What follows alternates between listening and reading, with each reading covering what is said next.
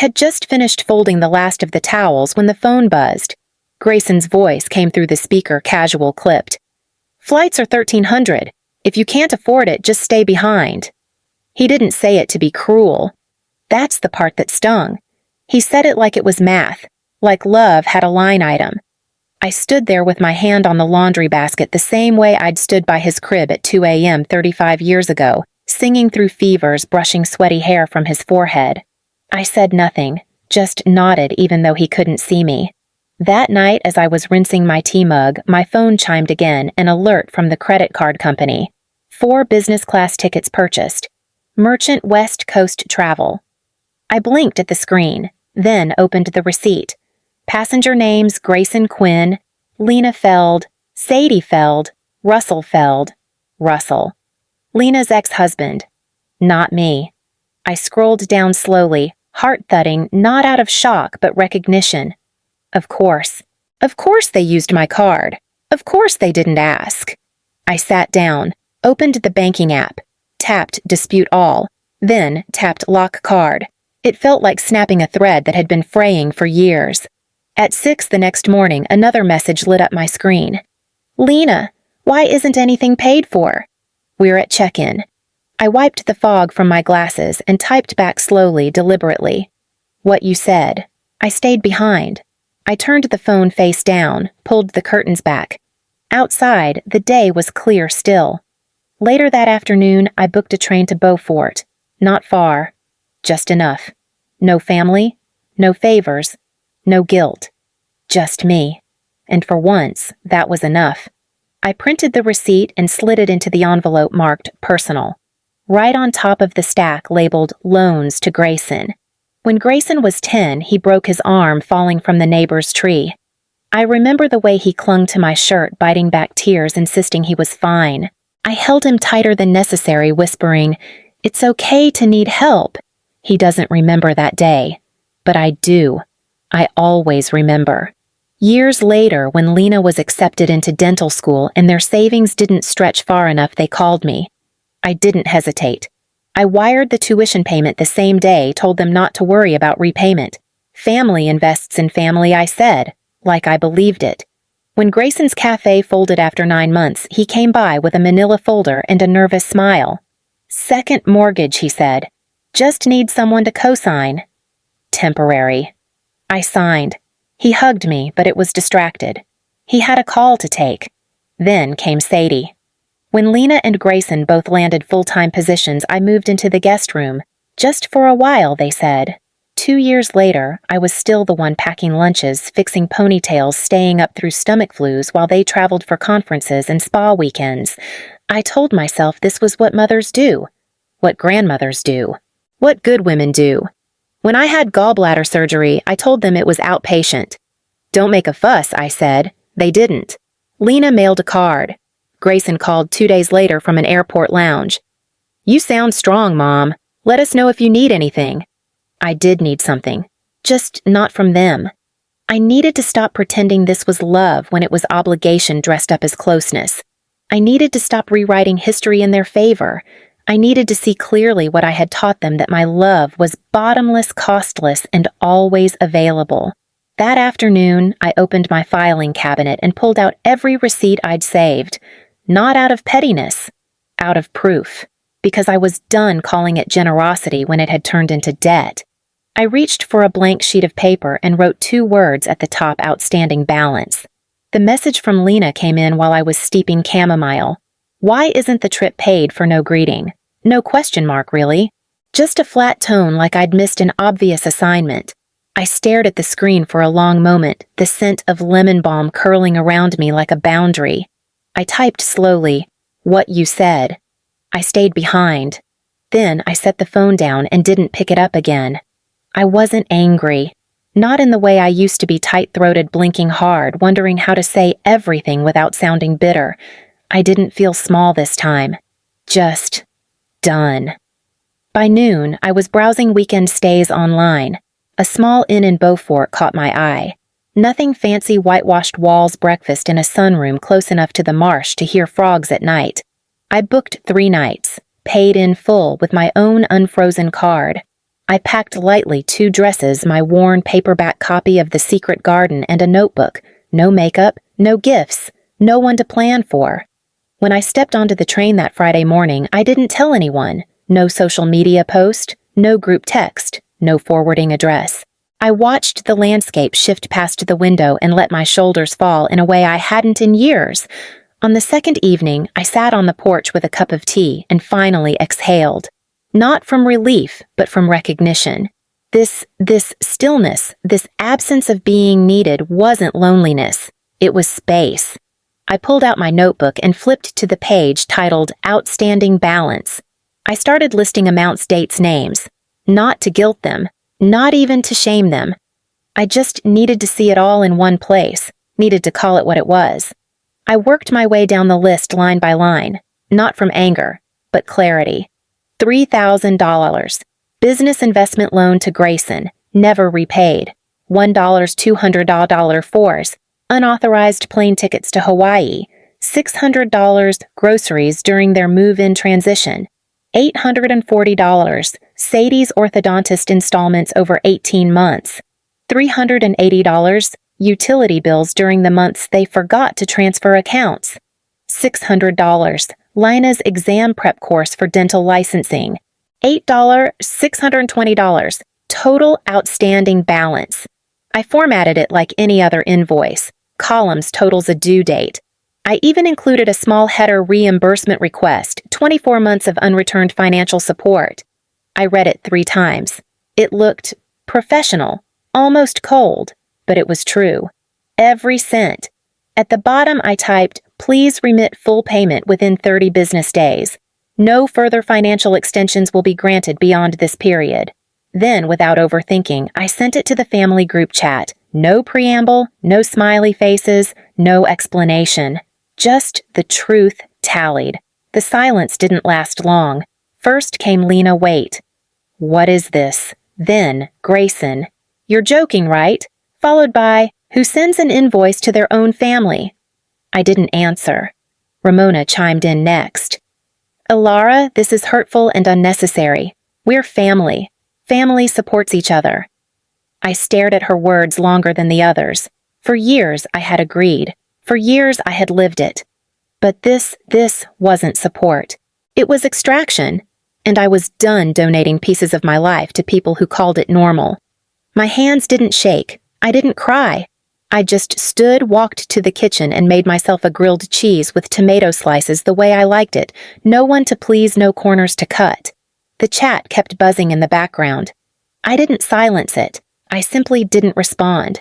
Instead, I opened a new file on my laptop and renamed the folder, Not Guilt, Just Math. Delia hadn't called me in years. We weren't close even when she and Grayson were married, polite, cordial, careful not to step on each other's parenting toes. She moved away after the divorce, remarried, and sent me a Christmas card once that first year. After that, nothing. So when her name appeared on my screen, I hesitated. Then I answered. "Ilara," she said. Her voice was steadier than I remembered. "I know this is out of nowhere, but I think you need to see something." She didn't try to soften it with small talk. Just said she'd send a file, and she did an email within minutes subject line. "You deserve to know." There were screenshots, account statements, transfer logs. Over a dozen quiet withdrawals from an old joint account I had opened back when I let Grayson manage some of my bills during my gallbladder recovery. I'd never officially closed it. I'd forgotten it even existed. The amounts weren't large on their own, $150 here, $300 there, but they added up, nearly $5,000 drained in under 2 years. All of it during the same months he was telling me they were rebuilding after the cafe failed. Delia had gone further, matching transaction dates to Venmo screenshots from Lena's feed. Dinners, concert tickets, and 2 deposits to what looked like a sports betting app. And below all of that, a message thread between Grayson and my sister Ramona. Ramona accounts overdrawn again. Ilara will find out. Grayson? She won't. Just cover it. I'll fix it later. Ramona already transferred from mine. Don't worry. She's been through enough. They knew. Both of them. Knew what was happening, knew I wasn't giving consent, and decided the best solution was to cover it quietly and keep me in the dark. I sat still, letting the weight of that choice settle on my chest. I wasn't just the family ATM, I was a loose thread they were trying to keep from noticing the unraveling. I forwarded the file to myself and renamed it Proof, not Paranoia. Then, I went back to the invoice. I added a new line, $4.9920, unauthorized transfers from joint account. And under the total, I crossed out the old number and wrote the new one in red ink, $13,540. I didn't cry. I didn't call anyone. I just printed a fresh copy and slid it into the manila envelope marked Second Notice. They showed up on a Sunday afternoon, unannounced, parked crooked in front of my building like the world still bent for them. I watched from the window as they walked up the path, Grayson in a hoodie I'd bought him years ago, Lena in sunglasses like she couldn't bear to make eye contact with the world. I opened the door because I wanted to hear what they'd say when they had to look me in the face. "It was just a mix-up," Grayson said. "Seriously?" Alara Lena added, crossing her arms. "You're being dramatic." I let the words hang in the doorway. Grayson stepped forward. "You could have called. Instead, you send us some invoice. Are you trying to humiliate us?" "No," I said, voice even. "I'm trying to stop bleeding." He scoffed. Over a few plane tickets, I looked at him, at the boy I once carried through thunderstorms, the man who now only reached for me with open palms and closed ears. "It's not the tickets," I said. "It's the pattern. It's every time you asked without asking. It's every time you thanked me with absence." Lena rolled her eyes. "You've always been so emotional." I stepped back without raising my voice. "I am not your backup plan anymore. I'm not the account you dip into when the world doesn't go your way." They stood there waiting for more. An apology, maybe. An invitation to sit. But I didn't offer either. I just closed the door. Not in anger, not in triumph. Just to mark the line. I stood behind it for a while, hand on the knob. On the other side, I heard shuffling the brief argument of people unused to being denied. Then, finally, silence. I walked to the kitchen and poured myself a glass of water. On the counter sat the printed invoice. Still unpaid, still unacknowledged. I placed it in a manila envelope and wrote one word across the front in bold marker, Second Notice. It happened just as I was folding laundry, an alert on my phone I almost ignored. I thought it was another low balance notice or a reminder about some subscription I forgot to cancel. But it wasn't. Declined transaction, $413.29. Island Rentals Maui. I stared at it. Same card. The one I'd frozen after the plane ticket stunt. The one that by all logic no one should still have access to. And yet here we were. I called the fraud department and gave them the last 4 digits, already knowing who it was. The woman on the line asked if I wanted to dispute the charge. "Yes," I said. "And please note that this is the second incident involving this card and the same individual." She paused. "Would you like to escalate to law enforcement?" I looked at the wall, at the pinned check still hanging under the quote. "No, not yet. Just document everything." When I hung up, the silence in the apartment felt heavier than usual. Not sad, not lonely. Just full of all the things I'd finally stopped excusing. 10 minutes later, another buzz. A message from Lena this time. "Family doesn't do this." I almost laughed. That line, short and sharp, said more about how she saw me than any apology ever could. I didn't respond. Instead, I took a screenshot, opened the folder on my desktop, labeled Family Patterns I Won't Repeat, and dropped the image in. Then, I renamed the file Guilt Tactics, Phase 2. I made myself a cup of coffee and sat at the window. A child passed by on a scooter laughing, the kind of sound I used to drop everything to tend to. Now, I just listened. Later that night, I lit a candle and pulled out my old checkbook. I opened it to a blank page, let the pen rest on the line. I didn't write anything. I just let my hand feel the weight of a page that for once wasn't owed to anyone. A week passed without a single message from any of them. No updates, no explanations, not even a half-hearted emoji. I thought maybe they'd chosen silence as their form of protest. That would have been fine with me. Then the envelope came. No return address. My name written in Grayson's handwriting still slanted, still a little too forceful on the downstrokes. I sat with it for a minute before opening it. Not out of fear, just preparation. Inside was a single check. $8.20.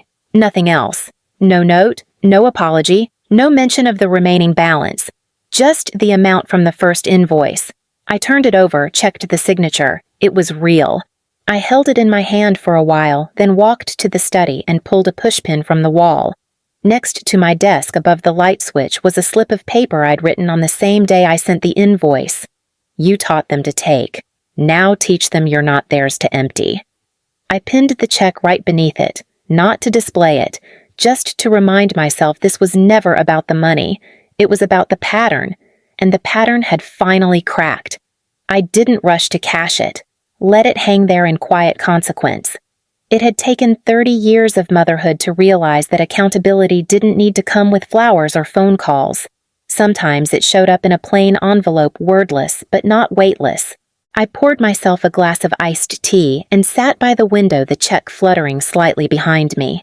Somewhere inside, I felt the first clean breath of closure, not loud, not grand.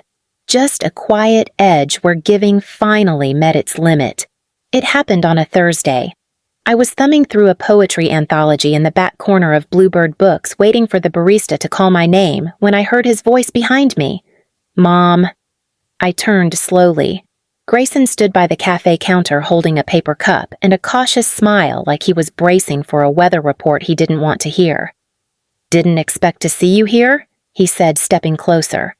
I nodded. I come Thursdays, for the quiet. He looked thinner. Not in a tragic way, just in the way people look when they've had to sit in the discomfort of someone else's boundary. He motioned to a nearby table. Can we sit for a minute? We did. He stirred his coffee even though nothing had been added. A nervous habit. We miss you, he said. Sadie asks about you. I let that hang. We made mistakes, sure, he added, lowering his voice, but you didn't have to go nuclear. My hands stayed folded. You lit the fuse years ago, Grayson. I just stopped holding the flame. His mouth opened, then closed. The silence between us filled the corners of the table. I didn't know how bad it had gotten, he mumbled. You should have said something sooner. I did, I said gently. Every time I gave more than I had, I was saying something. He looked down at the floor. I never wanted it to be like this. Neither did I. The drinks came. Mine was warm. I took one sip and stood. I'm not angry, I said, sliding the chair back. I'm just different now. He stood too, but didn't follow. I left the shop with the same ease I'd entered, passing the display of new releases without needing to browse. The check was still pinned to the wall at home untouched. But that night I opened a fresh envelope, pulled it down, and finally cashed it. The next morning I walked to the credit union and deposited the check. Then I took the full amount every cent and wrote another check, this time made out to the local women's shelter. The director blinked twice when I handed it to her. I told her no one owed me a plaque. Just make sure someone else's light bill gets paid. Someone else's child gets their braces. I left without waiting for thanks. That week I started baking. My first sourdough loaf looked like a doorstop, but it made the house smell alive. By the third try, I got the crust right. I started leaving small slices in the lobby for the neighbors. One of them asked for the recipe. I told her it wasn't written down, not yet. I joined a hiking group that met every Sunday just after sunrise. I hadn't seen the ridge above Hawthorne Lake in years. I'd forgotten how good the wind felt when no one was asking you to come down early to make lunch. And then there was Tomas. We met in the nonfiction aisle at the library, two people reaching for the same book about trees. We talked for an hour without noticing. The next week he invited me for coffee. I told him about the check, about Grayson, about all of it. He didn't wince. He didn't offer solutions. You were never wrong to give, he said quietly. Just wrong to give endlessly. I smiled, not because it healed me, but because I'd already started healing before he said it. We walk together sometimes now. We read aloud on park benches. He listens. I don't explain. In the evenings, I write again, nothing grand, just reflections. Truths I once swallowed. I let them out now, word by word. I light candles when no one's coming over. I rest when I'm tired. I eat the middle slice of the cake. And when I think of my children, I don't feel rage or regret. I still love them, but I don't carry them anymore. I carry myself.